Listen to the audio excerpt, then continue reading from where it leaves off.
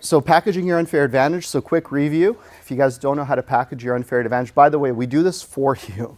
I just want to show you guys how the sausage is made. So the first part of your UFA is your story. So your story is the unique journey that you've gone on. So for example, Michael Christian, West Point grads. Brandon had, I hope you don't mind me sharing, had a medical history in your family with your parents, with going into seniors care housing, and you saw there was a gap in the market. All of you guys have a story as far as what brought you here and made what you're doing like the obvious conclusion of your life's journey. So how do you tell that story? So ultimately, your story is the first component. The second is your why. So what do I mean by your why? Well, ultimately, what's that value-driven mission behind everything you do? So with Brandon, obviously, it's obvious with his family, with his parents, seeing a big gap in the market. Michael Christian, learning and being instilled good values through the military system, how they were brought up, their faith, all that stuff. These are components that you're not making up. You're not. It's you. It's your identity. You could speak confidently about it. If I asked Michael to come up here and talk for an hour about what it takes to get into West Point, I mean, unscripted, you guys just go off for an hour. You could. 2 hours. But that's my point, because you know the topic to your bone, like to your soul, like you know it. Like I could do this whole thing for 3 days with no script, no notes, and I'd make you guys feel like, wow, this was a great event because I know the topic, right? I could just pull it all together because I'm drawing from what I know, right? So all of you have this. So you combine your story and your why, and then here's the kicker. You multiply it by evidence or proof. Now, what's evidence or proof? Evidence or proof is the tangible results, credibility, and everything that substantiates what you said. So in other words, West Point grads spent all this time, we're investing in real estate, and proof, here's one building, we gave people their money back. Proof, here's another building. Proof, here's a building we didn't buy, why?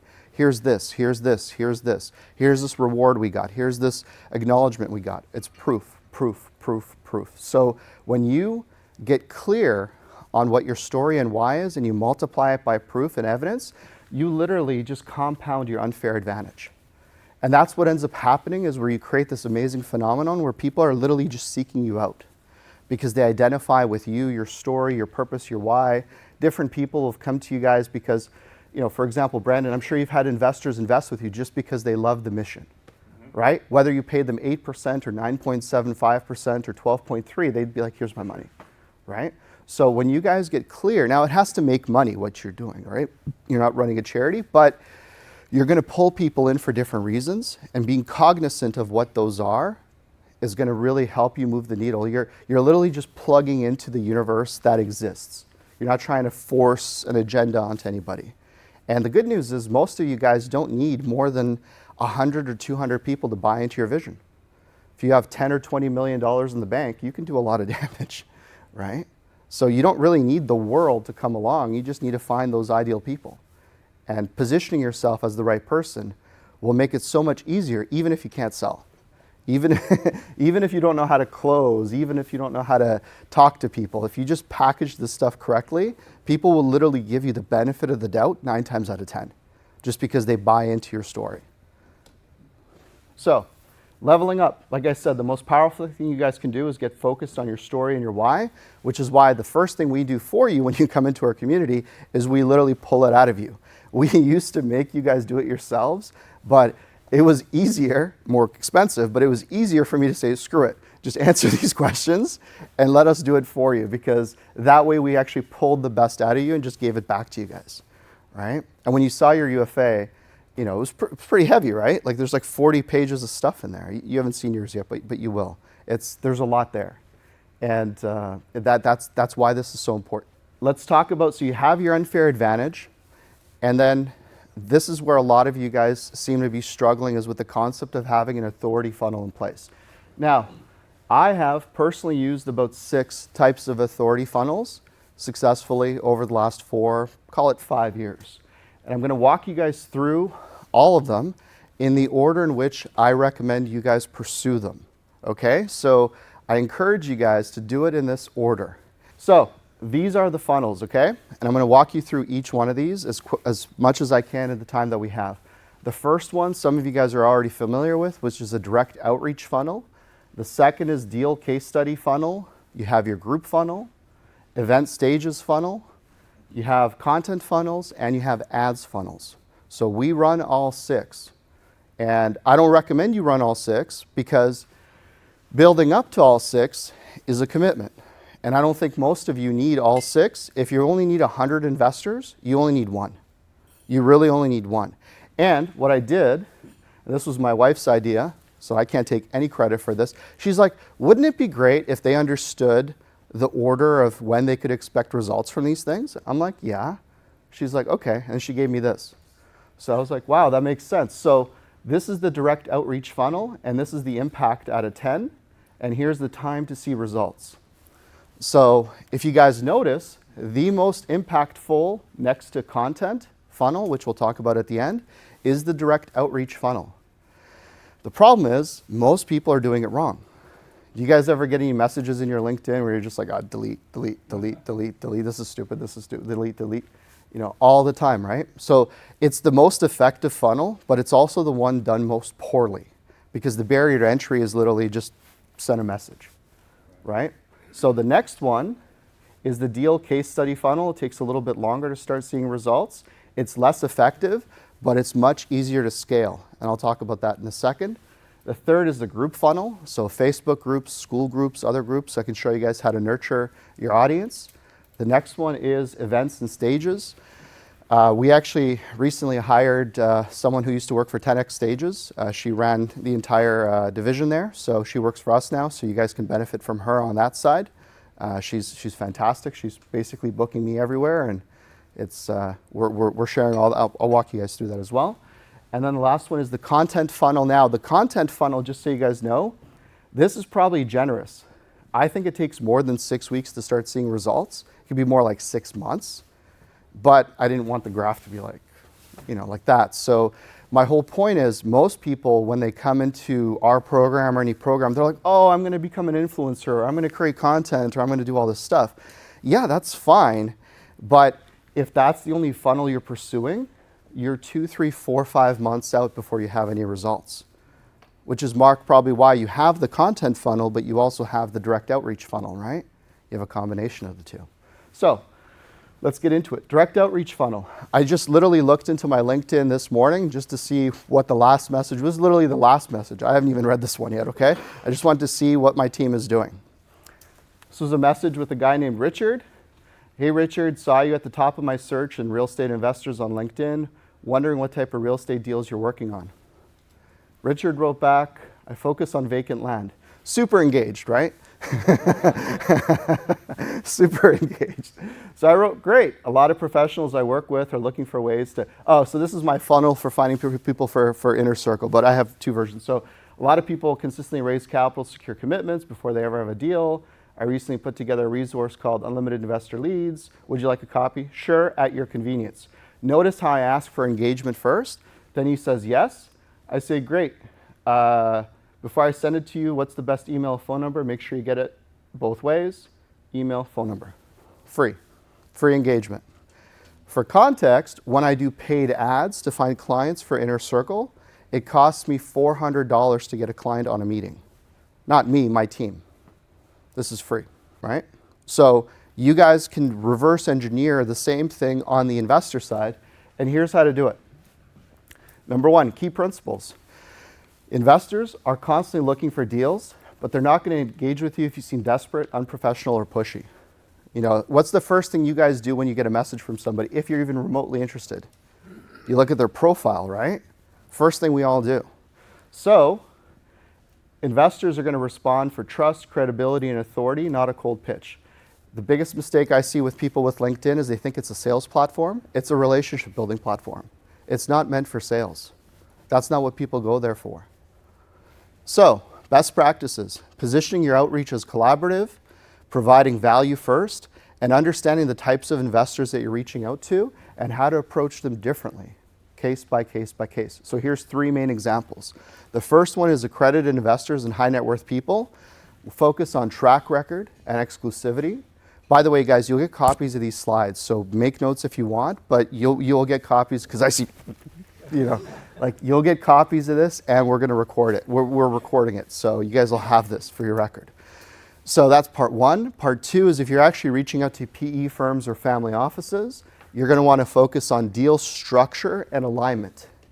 That's literally the starting point. They want to see deal structure and alignment of interest. That's their starting point. And the third one is retail investors. You want to highlight accessibility and education, because that's what the retail investor is lacking. Those are the three. Now, common mistakes: pitching a deal in the first message, big no-no. Writing generic copy-paste messages, so having a VA send the same message to like everybody every day until your thing is maxed out, huge mistake. And ignoring follow-ups. So in other words, when you get a one-word response, you get discouraged and you don't follow up, right? Again, remember, I focus on vacant land. That's all he wrote, right? So don't get discouraged. They're just because I then checked. He then checked my. You can see who sees your profile. He looked at my profile and he was like, "Oh, okay, maybe I'll respond to this guy," and then got involved, right? So that's the first piece there. So must-haves for you guys. The first thing is to optimize your headline profile for your LinkedIn. So, sir, you asked the question about your UFA. One of the first things we do for you is your partner Rain, when she came in, she answered 7 questions on a video. It took about 15, 20 minutes, I think. And then we transcribed that, and my copywriting team and all the different algorithms and platforms we use, we then rearranged all of that and went through it manually. And then we give her back her LinkedIn profile with a headline, summary, and a featured section. So you're going to get, you don't know this, you're going to get all this. So we also clarify your unfair advantage, so why investors should trust you. So the questions we ask you feel innocuous, but ultimately we pull things out of there that we can rearrange in a way that I know your investors need to hear them. Now, I'm not changing your story, I'm just presenting it, I'm packaging it in a way that makes sense to them. It's like baiting a hook for the right fish in the right pond kind of thing. That's really what we do for you. And then we also help you build credibility before doing the outreach. So one of the other things within your UFA kit, guys, is we give you a bunch of articles and organic content that we ask you to post on your LinkedIn, Instagram, Facebook. The reason why you post those articles is because when somebody checks your bio, they're going to do 1 scroll, 2 scrolls, and if they see a few articles, a few comments, a few positions where you've taken a position of credibility or shared your opinion on what's going on in the market or whatever it is, like, oh, okay, this guy has some opinions, or she has some opinions, great. There's more familiarity there. You know, how many times do you guys get reached out on Facebook or Instagram where the bio has like 3 friends? I don't care what they're selling. I'm not responding to that person. That's not a real person, right? Immediately, no credibility, all right? And then tracking key metrics, we'll talk about that in a second. So relationship building versus cold pitching. Well, like I said, investors, they're not buying your deals initially, they're buying you. And your goal is to build that relationship. So start conversations, engage on their, here's something else that most of you guys aren't doing, is you're just finding people you want to talk to and you're messaging them initially.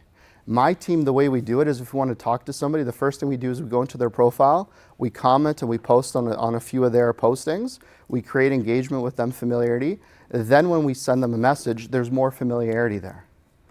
And it's a simple hack that literally just takes an extra minute, but by doing that, and stagger it, so you connect with them, you message, you post on their stuff, you wait a day or 2, then you message. And then you just stagger it that way. Common mistakes, again, treating this like a numbers game, assuming investors will instantly trust you, and skipping the profile for your LinkedIn. So optimizing your LinkedIn, I'm not going to spend too much time on this, but you guys have the full training in school. But ultimately, here's the formula. Who you help, your unfair advantage, and your track record. And we do this for you in your unfair advantage. So helping investors access off-market private multifamily deals, retired accountant, $100 million AUM. That's the formula. Short, sweet, to the point. By the way, like I said, there's a whole training in school for this. There's a lot of people that sell LinkedIn training courses for $5,000, $10,000. This is free. It's in the community. You're welcome. We just basically built it because we use it. So it's there, you got the training, got the videos, Everything from foundations, targeting, crafting, mastering follow-up, scaling, automating, outreach, all this stuff is in the community. It's all there for you guys. It's all built out. Now the limitation of the direct funnel is what? Time, right? Time. Who's doing outreaches on LinkedIn right now? Okay, like 5 hours a day, 3 hours a day? It's a few hours a day, right? Okay, so it's a high leverage activity. That's why you do it, right? So I'm going to show you guys how to actually solve for that, because we have a lot of outreach on LinkedIn. It's happening right now, but if you guys see, I'm right here, right? So, and I'm not talking about a software, automations, any of that stuff, because I don't like that stuff, because LinkedIn, when they catch you doing that stuff, you're flagged. So don't buy the sales pitch on the automation thing. I wouldn't do it, because if you get flagged, that's going to be very difficult. So that's the first funnel. The second funnel is the deal and case study funnel.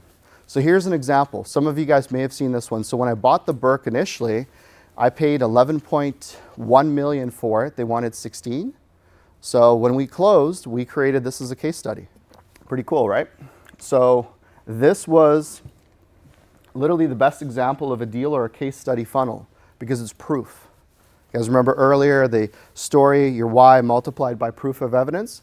This is basically proof evidence. Proof evidence, proof evidence. This is, if you have proof or evidence, this is the most powerful thing you could possibly do, as long as it ties back to your UFA. If you don't have proof or evidence yet, then you can't do this one. You could do a theoretical one, but at least you're aware of what this is. So that was one. Some other examples of some deal or case studies is I interviewed some of my mentors. So literally, it doesn't have to be a deal. It could literally be me interviewing other people that have done deals at a level that most of my clients aspire to. And this plugs into a whole bunch of other stuff that let me know when you guys got it. So just so you know, there's a few steps to this, and we help you with this on the weekly calls and whatnot. But here's how this is working, just so you have the right motivation to actually go through this process, okay? So in 84 days, we added about 4,500 potential investors to our database with one of these funnels, right? For context, almost 19% of Americans are accredited. So if you take the law of averages, we probably added about 800 and change accredited investors to our database. So that's a lot of LinkedIn outreaches, right? One-on-one. So if you assume that only 2.5% of them will eventually work with me, which is a low number based on what my historical stuff is, but if you just assume 2.5% of these people will invest with us, that's about 21 people multiplied. If your average ticket is $100,000, that's about 2.1 million. Now my average ticket is about 250, so that's about 5 million and change for investors. And if you guys understand leverage, if you have $5 million in equity, you can buy 15 million in assets. And the cool thing is, because, well, actually two things. Has anybody in here dealt with a broker dealer before to raise capital? No? Okay, I had one fund, we raised $70 million with a broker dealer. Another one we did 20 something million dollars. Another one was 20. We did it a bunch of times. Broker dealers charge you fees, commissions. They legally are allowed to get paid commissions to raise money. That's literally their job. Imagine like a stockbroker, but for private equity. They get paid to sell shares of your company, right? Broker dealers typically charge anywhere from 5 to 10% commissions. Plus, they typically take a piece of your deal if they raise enough money. So on $5 million, that'd be 500 grand. My cost on this was 0. And the best part is, these people were attracted to our database. They literally opted in voluntarily. So I know for a fact that they're going to bring their friends, because I didn't sell them. They came to us asking to buy. It's a totally different frame. Again, it's not showing up to a meeting asking if, it's when and how much. Because between these webinars or these videos, they already bought into 80%, and now they're just looking for confirmation that it is not too good to be true, that it is real. That's all it really is. That's all they're really looking for at that point. Here's the actual playbook for lead gen for these types of clients. So again, like I've said 3 or 4 times now, we want to make sure you guys get really clear on what works organically, i.e. free, before you start spending money. on events, on trade shows, on conferences. Everybody's got the cure and the solution for you out there. Everybody's going to sell you this program or this marketing campaign or this event or this thing or this conference as the solution to your issue. And that could be true, but if you don't have the right framework and the right setup to go into that environment, it's literally like it's pouring rain outside and you're running out with a straw trying to catch the droplets because you don't have the right funnel. You don't have the right frame when people are coming to you. So what that there's 3,000 people at the conference? How am I going to interact with them? Am I going to cold call everybody one at a time? Like, how am I going to do this? I get on a stage, whether it's 10 people or 5,000 people, my funnels are always the same. Everything comes in, my team, there's systems and processes in place. So that's what allows me to literally hop on planes, do what I do, and things never fall off the back because you have systems and processes, right? So let me walk you through some of that. Number one, when you look at your actual organic marketing, look at it as a relationship building activity, not a lead generation activity. So in your mind, it can't be like, oh, we got to get leads. It's like, how can I serve people? How can I build relationships with people? How can I do it with as many people as possible? That's really the starting point. Two, by doing it this way, you'll literally attract high quality people, not just random online clicks. The worst thing about social media is everybody thinks because they got 13 likes on a video or 3 watches or whatever it is, they think it sucks. Really? If you got to talk in front of 50 people in person, would you feel good about that? Yes. So why are 50 views on a video crap, right? It's not quantity, it's the quality of the people that are watching your videos. My YouTube videos only get a couple hundred views, but I'm okay with it because the people that see those videos are the exact people I want to do business with. So I'm not trying to be Instagram famous. I don't care. Like, it doesn't matter to me. There's a few videos that pop off, a couple thousand views, whatever it is, because I say something that everybody else wants to see, but the people that watch my videos are the people that are most likely to do business with me. You know, Dave, you see my videos, right? Like, there's maybe 100, 200 views, but the people that watch them are, and I know who watches them because they tell me, they message me after, and these are the people I want to do business with anyway. And it's a very passive way for them to consume it.